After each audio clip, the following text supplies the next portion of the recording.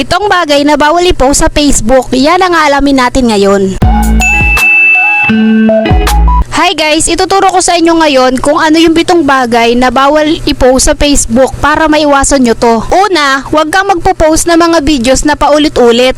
Pwera na lang kung nire-record ito ng Facebook. Halimbawa, long video siya tapos pinaigsi mo lang tapos inedit mo. Pangalawa, huwag kang magpo-post ng mga copyright song na kinuha mo lang sa ibang platform.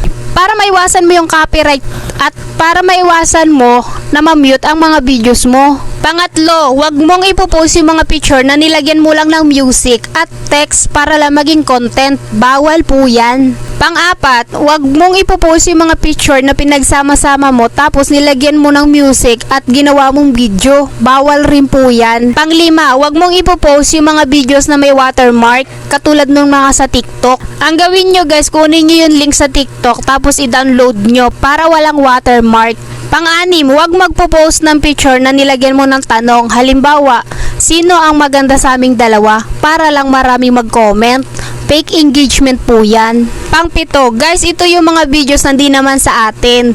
Bawal po mag-upload ng videos na hindi naman sa atin. Mabigat po ang violation kapag nag-upload ka ng hindi naman sa inyo yung videos na yun. Bawal rin po yan. Sana po ay may natutunan kayo sa video kong ito sa mga nalalaman ko dito sa Facebook. Para sa mga content creator na nagsisimula pa lang kagaya ko.